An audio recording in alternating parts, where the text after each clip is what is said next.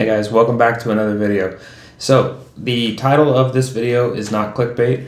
I have decided that it's time for me to kind of pare down my collection a little bit, maybe make room for some new pieces to come into the collection.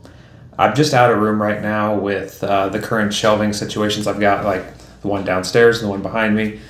I don't have room to really fit in any more pieces, and it's just not in the budget for me to continue expanding my Lego collection without first maybe making some reductions in it. Probably the one collection a lot of people are going to be the most curious about is the Initial D collection. I haven't quite decided how or if I'm going to be parting with that one. I know I have a number in my head. A lot of times when it comes to pricing custom mock design Legos, it's really difficult because there's a fine line between what somebody's willing to pay for something and what you have invested, and you kind of have to decide if it's worth going through all the trouble of trying to sell it, knowing you're probably going to sell it at a loss. So let's take the Initial D collection, for example. I probably have close to $6,500 in just that collection alone, and that comes from a lot of little things. It's the cost of the bricks to bring them in. Sometimes, it gets really expensive because certain models need certain pieces, and certain pieces can be more expensive if you buy them individually, versus like if the reason Lego can offer you a Speed Champions kit for like $26 is because they have the control. They can throw in whatever parts they need and whatever colors, whereas if I have to go on the secondary market and try and find this piece or that piece, certain sellers, depending on the rarity, it can cost quite a bit by the time you factor in, like, say I only need like a handful of pieces from one seller, paying the shipping for that. And then there comes in little costs like buying the minifigures. So like the minifigures I did for the Initial D sets, I went ahead and so I kind of studied the characters, went on some websites where I could buy individual minifigure pieces. Doing so makes that, again, a little more expensive. So like certain minifigures, to make the characters look accurate, can sometimes cost between $15 to $20 per minifigure. And so if you add that, and then the average cost of a car was somewhere between $50 to $100, depending on the model. And then if you add sticker costs into that, and then like for the buildings, doing the LED lighting and stuff like that, it all makes it look, really good.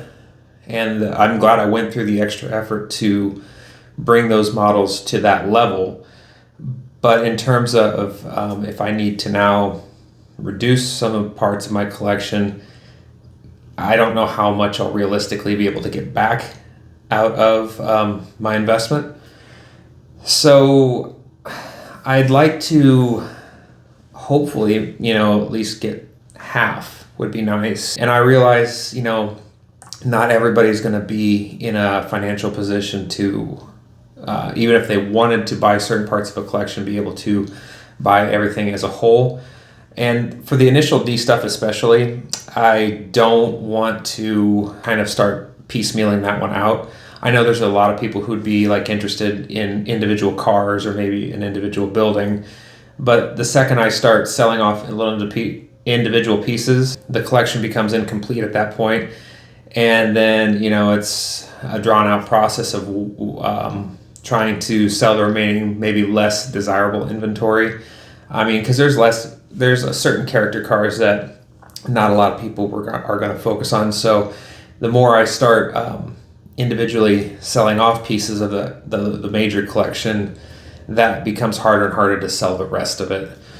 So I would probably, for certain ones, the Initial D especially, I want to sell at least the main part of that collection together. And I'm thinking, so in terms of how I would sell that, there are a few Kata pieces in the collection that I have on this vertical shelf. I would be not opposed to selling those individually, because those don't really, while they're the same theme, they don't directly tie into the custom collection. So I would be okay selling off the Tofu store with the 8.6, and I've added some custom rims to this one right here.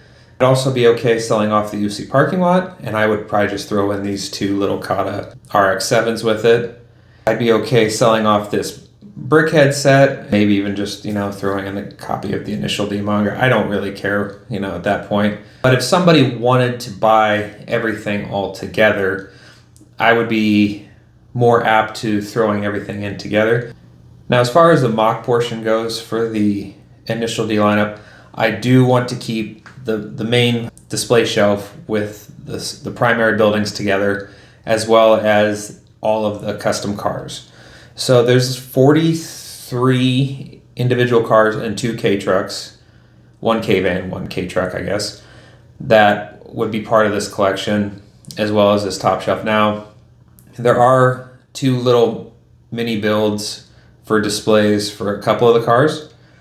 I would probably just deconstruct those and put those back into my piece inventory, because I don't think many people would probably be as interested in those, but I want to keep the primary diorama together, and as well as the cars. And if I had to put a number on those today for just that, for just the top diorama and the 43 major character cars, we'd probably be looking at somewhere around $3,000 for that. So in case anybody's interested, that's the number for that. Another thing I'm going to be looking at selling is the Wangan Midnight display.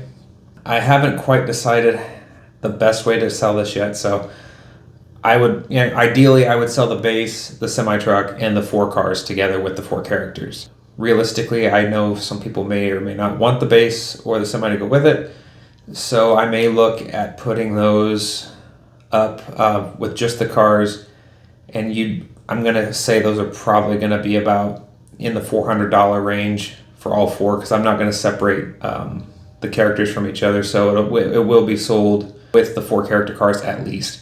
If you want the display, obviously that would be extra. So that's my strategy for the Wangan Midnight display. The bottom shelf, where I've kind of done this Japanese scenescape, I think there are some buildings I can pull out of it that I could maybe ship easier, and maybe that will be the route I take to sell off a couple custom buildings here and there. I'd like to maybe sell the up garage to somebody. I know there's been some interest in it, but I'm not quite sure on the shipping for things. So one of the things that kind of makes me nervous about shipping large Lego sets or custom Lego sets in general is you can't always rely on the shipper to be gentle with your products. And seeing as there's no instructions for a majority of these sets, how can I ensure that somebody will get something in large enough tact where they can put it back together themselves? So ideally, I'd love it if, especially for a lot of the larger pieces, if I could deal locally, if somebody could come pick them up, or if they were in a close enough proximity to me where I could maybe meet up and deliver and help reinstall these, because I have the knowledge of how these go together. Now, if somebody just wanted to buy the whole downstairs collection, I would throw in the shelves, everything that came with it in that area, just as one unit. I mean, we'd probably be looking at $4,000 for all of that. And I mean, ideally that would be the easiest solution for me, so I would be willing to throw in extras to make that a little more appealing to a certain buyer if one exists.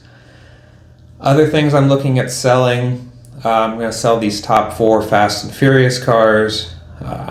I kind of built these, I have a general interest in the Fast franchise just because I grew up with it, but I don't really have any major plans as far as making a display out of them, so they've kind of just sat. They're neat cars. I just don't have a particular purpose for them right now, so I think there's a large enough interest in that theme that someone would be interested in all 4 of these, and I will probably be posting these up on my website. I've also got a couple other smaller items that are on my website right now, so if you check out marlonthemiata.com, I've tried to go through and highly discount all the merchandise I had on there because I'm trying to get out of that, and I have some of the smaller ones I know I can ship a lot easier on there. So I think I've got the Mighty Car Mods Duo cars that I built. I'm not sure if I featured those on or off camera before, but they're up there. I have a couple random cars out of the collection that I can sell, and I've also got some spare rims and tires that I don't have any immediate plans for. So those are up there right now. I'm going to try and add more to the website as I go each day. Find products that I know that will ship easier. Other than that, I have this upstairs display that I'm going to be selling some pieces off of. I know I just finished the Hoonigan HQ. I still do enjoy having this in my collection. I'm not 100% sure that I would sell it, but I am not opposed to the idea. I think since I designed this one in a modular style, I can take it apart easy enough where the majority I could ship this to an interested buyer if one was wanting to have the whole thing. As far as taking pieces off of it, the only thing I think I would sell individually would be the e-tron, the Hoonatron. It just because it doesn't really fit with that time period that the Hoonigan HQ was originally unveiled. So like maybe just keeping the primary 3 in the display, I wouldn't be opposed to selling the Hoonatron out of that one. If I sold the Hoonatron individually, we'd be looking at about the $90 range for that. If I sold the whole Hoonigan display all at once with everything, you'd be probably looking at an $800 investment for that. So that kind of gives you an idea where I'm at with that. The other one, Rolex Garage. I've had this in my collection for a long time. This is one of my first major mocks, and I am completely open to the idea of selling it. I realize this is a large piece. Shipping is probably not an option for this one. So my options for this are probably going to be to try and sell it local or to maybe just start parting it out. I know a lot of pretty much all of the sets in there are long retired. I'm not really sure if the market for 6 wides is still a thing anymore with all the 8 wide speed champions that have come out, but probably would like to sell this one. If I could sell it whole, I would probably discount this one the most, and this would probably be $500-600, which, considering I think I have close to $2,500 in it, it would be a really good deal for somebody between the lights and the custom stickers and the retired sets. I'm pretty sure somebody could part this out for more than $500 or $600 if they wanted to. So, I mean, regardless of what someone would do with it, I think it would be a good deal at that range. I might sell the Caterham just because I don't really have any real attachment to it. It's one of my only untouched Lego official sets at this point, so maybe that would just free up some shelf room to do some customs up there. And then, like I said, those little sets that I'm finding here and there, like there is a Keiichi Tsuchiya 8.6 with minifigure that I built just because I wanted to. I had some of the pieces around. I don't really have a plan for it, so I might throw that up on the website. That'll probably be in the $100 range just due to all the custom pieces on it and the amount of pieces in it. And then the MF Ghost 8.6 with character minifigure as well.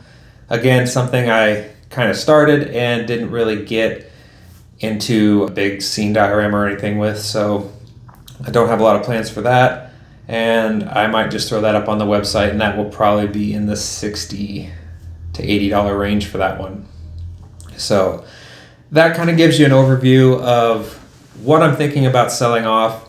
I don't really know what I will be adding to the collection once everything sells. I think I want to see how things take off first, maybe get some funds built up, kind of see what budget we're working with, what space we're working with once things start selling, and go from there, I think, would be the best course of action.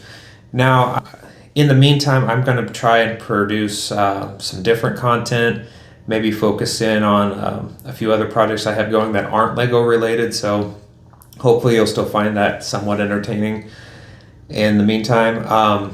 But if you have any questions, make sure you do check out the website, marlonthemiata.com. Even if you just buy a sticker or something, it's all going to help support the channel. It's going to help replenish the build fund, and it's just greatly appreciated. But you can ask any questions down in the comments below. I'll be more than happy to try and answer them the best I can. And I'm going to try and keep everybody updated with what has sold and what's new on Instagram. So make sure you're following me there at marlonmiata. Other than that, just make sure you like and subscribe, and I will see you guys later. Thanks.